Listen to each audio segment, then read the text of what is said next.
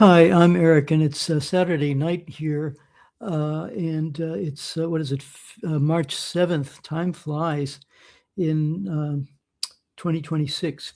So there's several things that I want to talk about, which I think have not been quite on the radar of other commentators, and I want to bring them to your attention. Some of them are, some of them are not, but let's get straight to it. So the first topic I want to talk about is what I call following the middle path between denial and hysteria. The second topic I want to talk about is Netanyahu or Trump, who's the boss. The third topic I want to talk about is the alliance between socialists and libertarians. And I also want to talk about the shallow thought process of the West, destroying countries and then complaining about immigrants. And also I want to talk about waging war and then facing financial crises. And finally, Newton's third law of action and reaction as it relates to geopolitics. So what I notice a lot nowadays, because of this, it was bad enough that we had Gaza, bad enough that we had the war in Ukraine. The war in Ukraine was actually started even before Gaza and before the Israeli genocide became more public knowledge. It had been going on for 80 years before the brutal attack on Gaza, and then of course, and then Ukraine. The coup in Ukraine took place in 2014, but it didn't really become full blown and fully aware. The public wasn't made fully aware of it due to Western biased reporting until 2022, when Russia finally put its foot down and refused to allow the genocide of people in eastern Ukraine. Then we have so you have this denial, and on the other hand, you have this hysteria that is a result of these three serious crises. And the issue that I'm concerned about is the fact that the consciousness of people in the West has been really, I guess you could say, attenuated, or maybe you even can say stupefied over the past 30 to 50 years or more.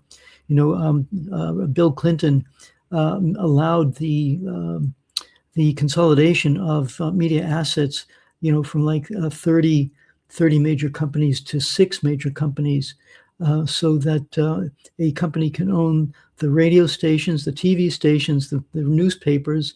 Of course, newspapers are not very popular these days, but in any case.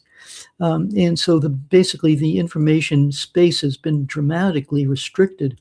And as a result, people really don't know what's going on, or they have a very, very skewed understanding of it based on corporate and intra-corporate and oligarchic and warmongering interests. So many people they're completely tuned out about it. They don't even want to know about it. It's amazing how many people I talk with, and they say, "Oh, I'm not political," as if the political has no effect on your life. It has serious effects in your life. So we need to be politically and socially aware, but people don't want to do that. But then on the other hand, there's been kind of an orchestrated hysteria. I call it manufacturing hysteria, where the people's emotions are whipped up using the media. So people are either tuned out completely, or their emotions are whipped up and they take sides with a very distorted understanding of what's actually going on. And I am not like that. I have been trained to be skeptical of authority. There's a very famous, I don't know how famous, but it's in my circles, a famous story about the Buddha. And he went to a village one time. This is 2,500 years ago. I mean, that's a long time ago, right? This problem has not been, it's not a new problem. And so the people of this village, they were called the Kalama people. They said to the Buddha, we have these gurus. They come into the village and they tell us, this is what the truth is. And then we say, okay, yeah, sounds good to us. And then, a couple of weeks later, a month later, some other guy comes into town and says, no, he doesn't know what he's talking about.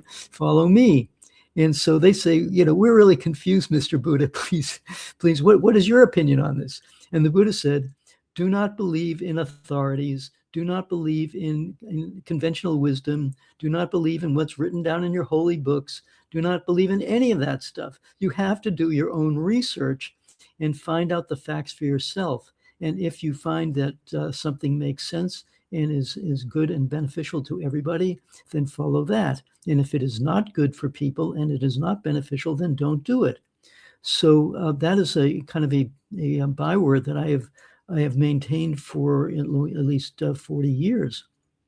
That's what we really need to do, and people are not doing that. So my task here on my channel is to encourage you all to dig deeper. And when people come up with some notion of what is truth or what is not, you need to say, there's two questions I ask. One, really? And second, who benefits from this? So just today, for example, I just saw a post on Facebook which talked about, it was some conservative website, and it said that George Soros has been put under house arrest, and Donald Trump has cracked down on George Soros, and he's going to, prosecute him. He's under house arrest, and his son, who is his evil offspring, has left the country and gone to Dubai or something. And so I asked myself, really, is that really true? So I copied and pasted the specific title of this article into a Google thing, and it said, no, it's actually not true.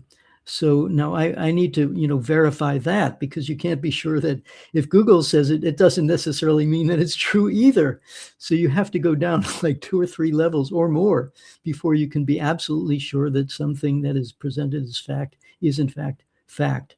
So we need to have a cool, I call this calming the mind and discerning the real, rather than getting allowed to have our emotions pushed around and manipulated. We need to stay calm and look into things to make sure that things are actually true, so that when we do act, we act appropriately and don't do the wrong thing. So that's the first point. Now, the second thing is regarding Netanyahu and Trump. Who is the boss?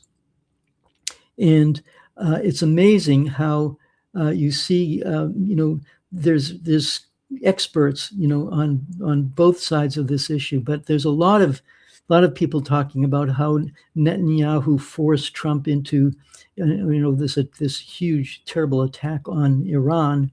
It's the Epstein files that Trump is being blackmailed in order to do it, or maybe Trump's donors pressured him into doing this. And on the other hand, somebody like Brian Berletic, who's an excellent researcher, and he does wonderful geopolitical and military analysis. He just pointed out a wonderful, a very telling policy paper, which I think it's called "Which Path to Persia," and it talks about the fact that there's one chapter in it called "Leave It to Bibi," as in Bibi Netanyahu, in which he's saying that the United States actually uses Israel to deflect blame from itself. So let me explain this in a little bit more detail. It is absolutely true that Netanyahu and his religious fanatics have this idea of a greater Israel based on a Bible story that, I have this saying, these secular Jewish Zionists don't believe in God, but they believe that God gave them Israel. This is their schizophrenic kind of thinking. Many of them, of course, there are religious fanatics who do believe in God and do believe that God gave them the right to steal the land from Palestine, even though most of these people came from Europe and have no genetic connection to Israel or Palestine, be that as it may. But in any case, Brian Berletic points out that Iran is strategically extremely important, and it's very important as an energy source. So and the United States has had a 200-year history of expansion and hegemony. It's been ongoing, literally since since the Declaration of Independence, which talked about, all the abuses of the king, and then talks about the ruthless redskin savages, those guys that we were invading. They dehumanize the country or the ethnic group that they want to attack, kill, and steal from. So this is like in the political DNA of the ruling classes of the United States. And Iran just happens to be the next target on their list. And then they say, hey, Bibi, go to it. And as I say, the Israeli fanatics have their idea of their greater Israel, but Iran is right at the crossroads of Eurasia. So it's standing midway between Russia and India, and a north-south corridor where Russia can pass trade and communications between Russia in the north and South Asia. And on the other hand, you have China, which is recreating the Silk Road, which was 1,000, almost 2,000 years old, going from China all the way to, let's say, to Italy. Marco Polo, the famous explorer, went to China in around the year of around 1,000, or I think between 1,000 and 1,200. This is like at the height of Chinese civilization, and he was just awestruck by how advanced China was. Spaghetti was not invented in Italy; it came from China. So, but you see, the West with this hegemonic designs is trying to disrupt all that. So they have cooked up this war on Iran in order to disrupt the Belt and Road Initiative, the North-South Initiative, get control of Iran's oil supplies, so that they will regain this colonial hegemonic control that's been going on for 500 years. So I say that Netanyahu and Trump are kind of like an algae and a fungus, which combine to make a lichen. It's called a symbiosis, in this case, a very toxic symbiosis. Okay, so the next topic I want to talk about is the narrative of the socialists and the libertarians. So I consider myself on the left-wing socialist end of the spectrum. I believe that society should be created for the benefit of all the people, not a bunch of oligarchs. And I was just listening to a fellow, he's an Arab Israeli, and he was talking about the fact that in Iran, they've tried to create an equal opportunity society. So even though it is an Islamic republic, they are trying to imply or have some degree of socialist principles to make it a better, more just society. Whereas the Gulf monarchies are exactly the opposite. These are royal families who were inserted into power by colonialists, the British or the French, whoever, who have been supported by the Americans, for literally decades. And they have no intention of doing anything good for their own people. They're extremely selfish and decadent and all those bad things. And they say, sure, U.S., come on in and you can occupy us and put your military bases here and attack Iran if you want to do that. But then, of course, when Iran attacks them in retaliation, they go, oh, how can you do that to us? That wasn't very nice. Well, Iran would say, maybe you picked the wrong friend here. If all us Muslims united and kicked the Yankees and the British and the French out, we'd have a better, Middle East that would work for all of us, not for these imperialist, creeps who are stealing our resources, setting each other against each other, and that's not how it works. Now, what's interesting is that in this whole discourse, I'm seeing people like Marjorie Taylor Greene, who just came out with a very interesting, like a 5-minute rant in which she was talking about how Trump betrayed her because he was going to make America great again and bring the jobs back and all those nice things. He was lying through his teeth. Anybody who believed him was naive in the extreme, And the reason I say that is because I look at the man's record. His first mentor was Roy Cohn, a mafia attorney and an extreme anti-communist. And that was where Trump got his training. His worldview is shaped by people like Roy Cohn and his slumlord creepy father. How can you expect anything good to come out of this guy? He has no moral principles. He was never raised with any moral principles.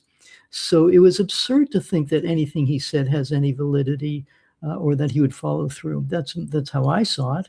But a lot of very intelligent people, gave him the benefit of the doubt because the Biden administration was so hostile. Anyway, people like Judge Napolitano, or I'm trying to think of some other. He's probably the best example of a conservative, or Tucker Carlson is another example of a conservative commentator who realizes that if we want to have a country that works, we need to have a country that works for everybody. And maybe this situation with the Israeli lobby, they consider Israel to be the problem, not Wall Street. So that's a little bit of an issue there. But the point is that they understand, they're willing to accept the possibility, they're willing to accept responsibility that we have a serious systemic problem in the United States. And of course, people like Max Blumenthal, who is Jewish and opposes the Israeli project, or Gabor Mate, who's a brilliant person, and his son Aaron Mate, or Katie Halper, who's a Jewish journalist, and other people like Danny Haifong, who's a left-wing journalist, and Michael Hudson, who's a left-wing economist, and Radhika Desai, who's a left-wing economist, and Richard Wolff, who's a left-wing economist. And these guys are, and you have some of these conservative people saying, yeah, those leftists have some good ideas. We hate to say that, but it seems to be true.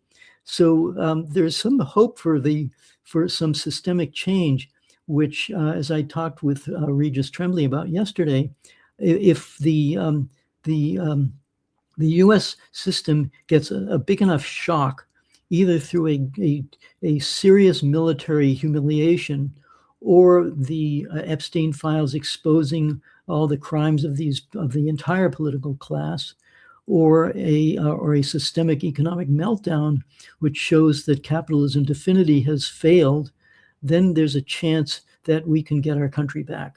So that is something that I'm hoping will happen, where between the so-called socialist left and the libertarian right. Now, I want to talk about the shallow thought process of the West. I've been following these issues for decades, and in 2001. Of course, the World Trade Center was hit on September 11th, and shortly, and because I have done my research, I saw a connection between that event and the Reichstag fire of 1933. So the Bush family and the grandfather, that is Prescott Bush, was a banker in New York, and he also was associated with John Foster Dulles and Allen Dulles, first head of the CIA, created the CIA, stabbed Franklin Roosevelt behind his back at the end of World War II, when he was negotiating with the Nazis for a separate peace, and completely violating the agreement that FDR had with Stalin. And so you have this kind of Nazi undercurrent in the United States that's been going on for a long, long time. And the election in 2000 was stolen. And when the September 11th World Trade Center attack took place, I immediately made the connection that this was a coup in order to have that extreme right wing, get control of the government. And they immediately, they blamed an outsider. Under Hitler, it was the communists. With the Bush people, Bush and Cheney, the vice president, it was the Muslims. And they cooked up wars, where they were going to take out 7 countries in 5 years, and Iran was on the list. And in any case, there was a guy named Mike Rupert, and he had been a police detective in the LA Police Department, and he was on the drugs interdiction detail of the police. In other words, his job was to actually do the war on drugs, and he discovered that the CIA was directly involved in importing drugs into Los Angeles. So he reported this to the chief of police, and he lost his job. He got shot at, and his life was ruined. And he nearly crashed. He was homeless for a while, but he was a very smart person. He had been very conservative, but he pulled himself up by his bootstraps. And there's a video of him on YouTube where he confronts the then head of the CIA named John Deutsch, and he says there was two CIA operations, one called Watchtower and the other called Pegasus, and these were ways for the CIA to import cocaine into Los Angeles.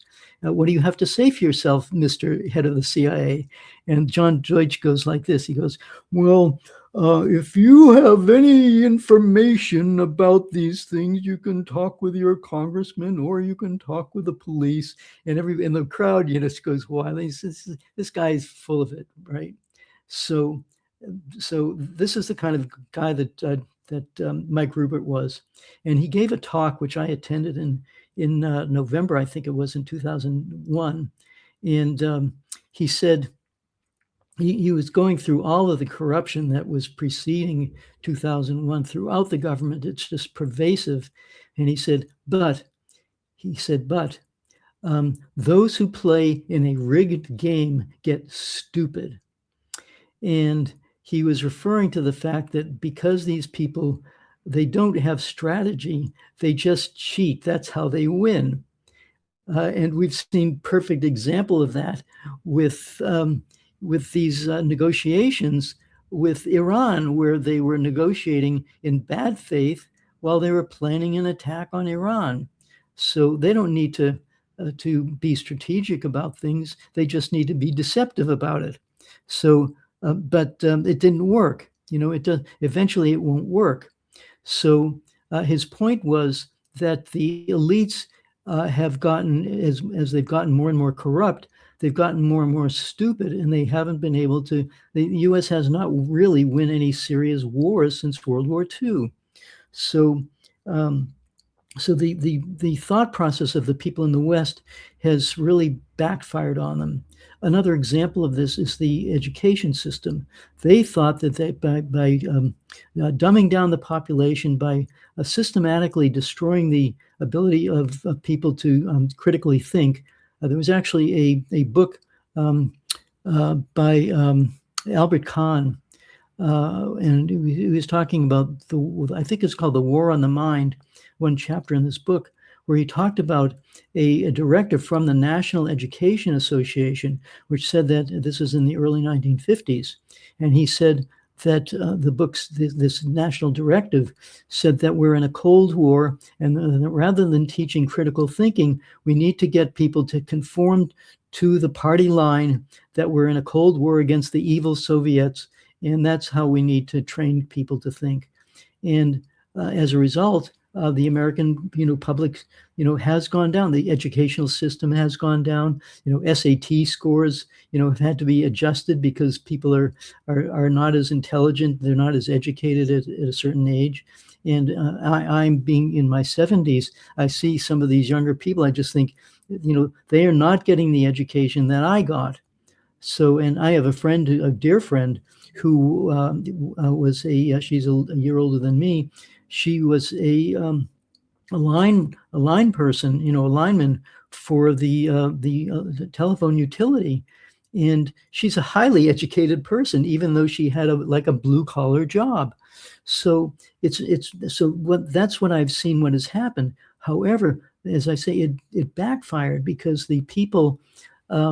When they downgraded the entire educational system, when they made even the college courses monolithic and didn't encourage critical thinking and became more involved with ideological indoctrination, they brought out people like Tony Blinken and Mark Rubio and people of that nature, who are these are not serious people. And they go against people like Lavrov, who's a 30-year trained diplomat, or Wang Yi, who's a trained diplomat from China, or the current, I think, Arakchi of Iran. These people are professionals. The Americans, who does Trump send to negotiate? He sends two real estate developers. What is this about? That they're not serious. They're stupid and they're corrupt.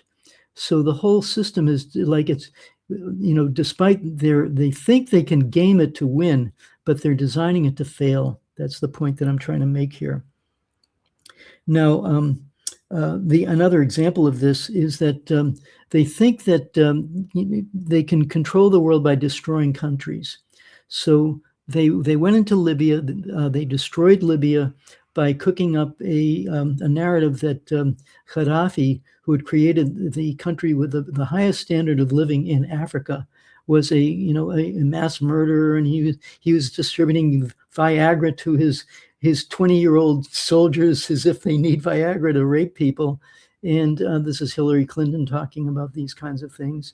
And they destroyed Libya. But Gaddafi said to these European elites who contrived to kick him out and kill him, he said, "I am blocking Africa from invading Europe with immigration." And by creating chaos in Libya and in Syria and in Afghanistan and other countries, they basically created the immigration crisis. And then they say, what are these immigrants doing here? Same thing goes in the United States. Bill Clinton created NAFTA, the North Atlantic Free Trade Association agreement. And what they did was they destroyed the native Mexican farming sector. So the Mexican farmers had no way to make a living because the U.S. dumped cheap grain on the Mexican market.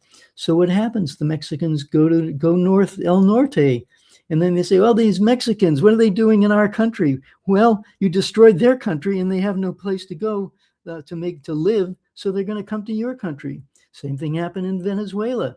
Venezuela was, it was basically controlled by oil corporations, and the United States lost control of it through Hugo Chavez and then Maduro, and they slapped sanctions on Venezuela, and many Venezuelans left.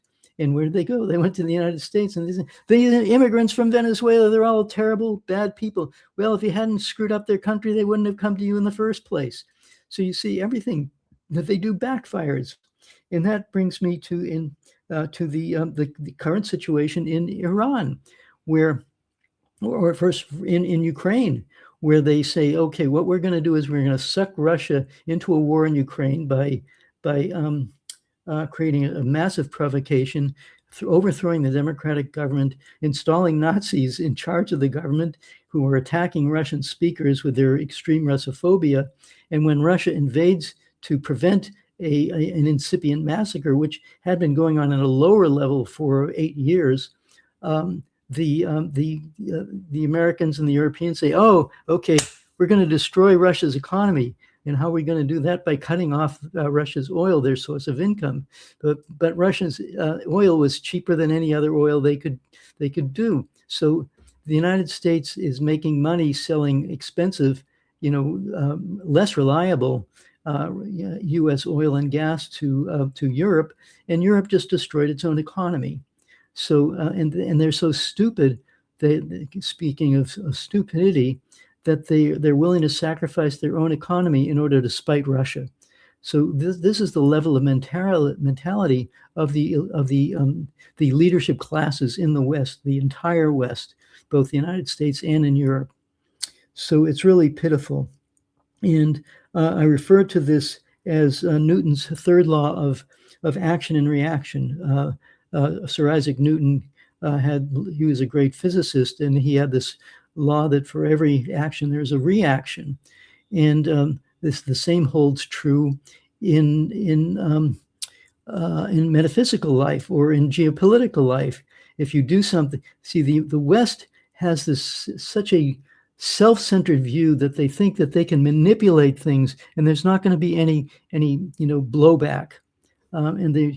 So this is a serious cognitive problem that the people in the West, the leadership class in the West, and I dare say it's filtered down to many of the people and the ordinary people.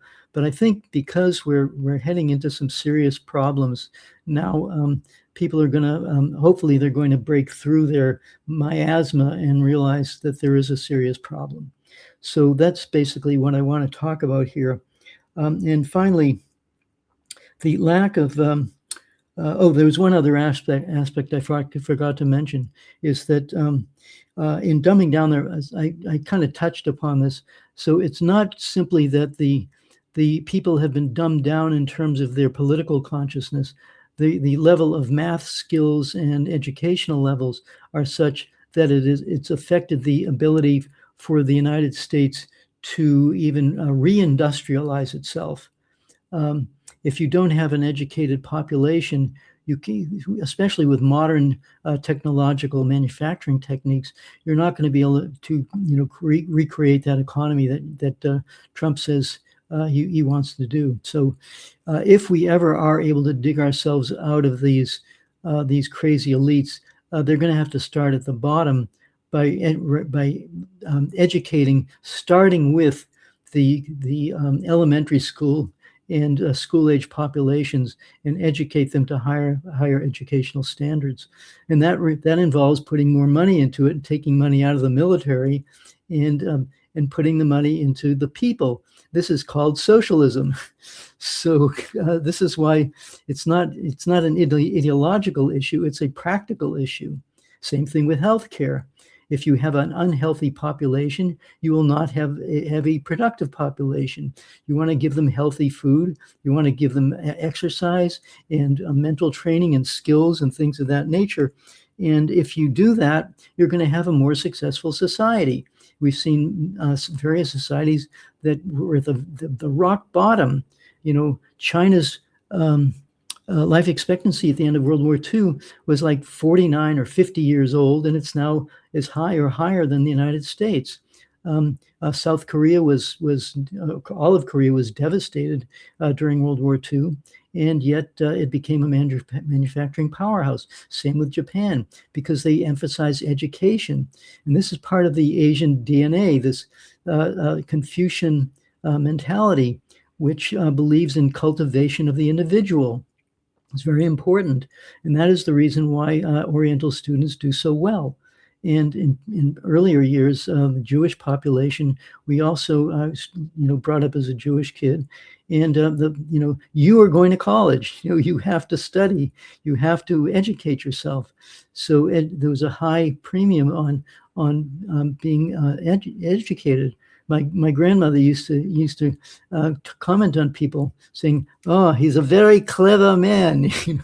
So they value intelligence. In the United States, it's an anti-intellectual country.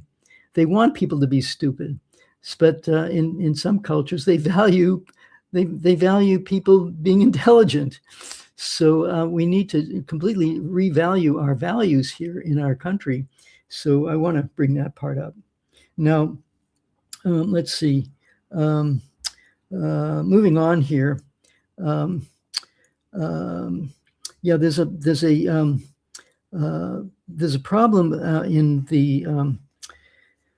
with the Gulf state monarchies and throughout the Middle East, and this is a key issue that is extremely serious, and it hasn't really. I saw one commentator, Zhang Yuyin, I think his name is. I got his name wrong, and I just noticed that he's talking about this, but the issue is that of water. And the fact is that Israel and the Gulf countries and the entire Middle East is basically extremely water poor. And as a result, they've been able to keep their societies going by desalination and desalination plants. And as this fellow points out, and I want to point out as well, that all Iran has to do, they can win this war in 1 week if they simply bomb the desalination plants. That would create a huge thirst crisis throughout the entire region, and without water, it's over. So that is an issue that needs to be considered. Let me read some numbers here. It says that millions of people, this is from a Telegram post actually, millions of people in the Persian Gulf monasteries live in the desert thanks to the fact that dozens of large seawater desalination plants are located on the coast. These plants are large, static targets. They can't be hidden or transported, and they are within the range of cheap Iranian drones. According to estimates, Qatar obtains almost 100% of its drinking water from desalination. Bahrain and Kuwait about 90%, Saudi Arabia 70%, UAE 42%. These 5 countries are home to 58 to 60 million people. Most of them live in the largest cities, where access to water depends on several coastal complexes that pump water hundreds of kilometers into the desert. In Israel, too, up to 80 to 90% of drinking water for cities is provided by 5 coastal plants on the Mediterranean Sea, and they too are within the reach of Iranian drones and missiles. And experts are already warning that damage to even one major node could quickly trigger an emergency situation. And if Iran attacks several targets at once, the authorities will have not a week, but just a few days to try to prevent the Gulf countries from collapsing. They'd have to deploy field logistics, organize water distribution, protect warehouses from looting, but there may be nowhere to get water from. All are equally desert countries. So this is a classic scenario of a humanitarian catastrophe. Millions of city dwellers in the richest oil region of the world will find themselves in the position of a refugee camp. And what this would also do is would bring down the monarchies. The monarchies, as other people have noted, they have no support within the countries, because these rich, blankety blanks hog all the wealth for themselves, and they don't give a damn about their people, generally speaking. And especially they hire, it's like 80% of their population are sort of wage slaves, earning a pittance to send back to India or Thailand or the Philippines or wherever. So they have not uplifted their societies, and the people on the street, have a completely different worldview. These elites are allied with the West. They put their money into Western banks and stocks and other assets. They want to be friends with their fascist allies in Israel, whereas the people on the Arab street feel exactly the opposite. They have, a far, far lower standard of living. They resent the fact that Palestinians are treated like dirt or worse. And so those countries are all ripe for change. And if there's a water shock, then things would change rapidly. So I thought I should bring that to your attention. The final issue here, though, is that this is a report from Oleg Tsarev, who was a Ukrainian legislator during the time when Ukraine was a democracy, and when the coup occurred, he had to flee, and he now lives, I believe, in Yalta, which is controlled by Russia. It's part of Russia, and this was his Telegram channel. And the final note here is that Tehran or Iran has a similar problem. Let me see if I can find this link here. Yeah, here it is. So I'll just read. Basically, it says that in Iran, water scarcity is caused by high climatic variability, uneven distribution of water, overexploitation of available water resources, and prioritization of economic development. It is further exacerbated by climate change, and it's suffering from groundwater depletion. So Iran also has a serious problem in this regard, and whether they are able to fix it is a real question. So I thought that I should bring that topic up to you also. Let's see, where are we here?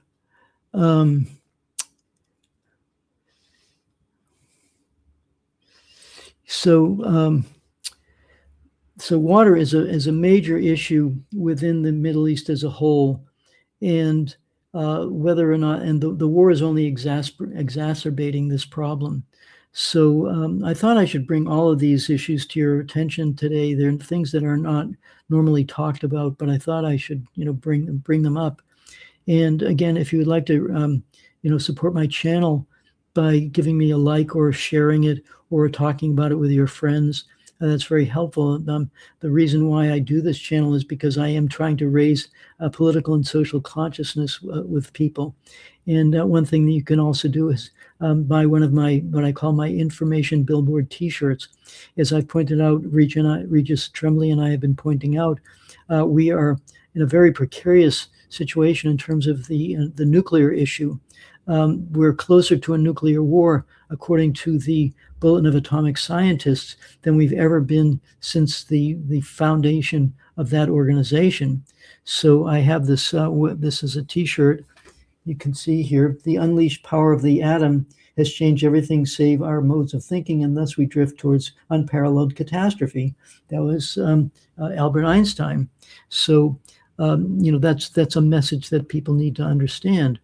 And, messages like be kind, or may you become enlightened, or question everything. These are the kinds of messages I'm trying to get out. This is not me branding myself. I'm trying to get the word out about important topics that people need to consider. So thank you again for listening to my discussion here. And, please feel free to comment. I'm always happy to hear from you. And it helps me actually to create content that people are interested in. So thank you again for listening, and I will talk with you again soon.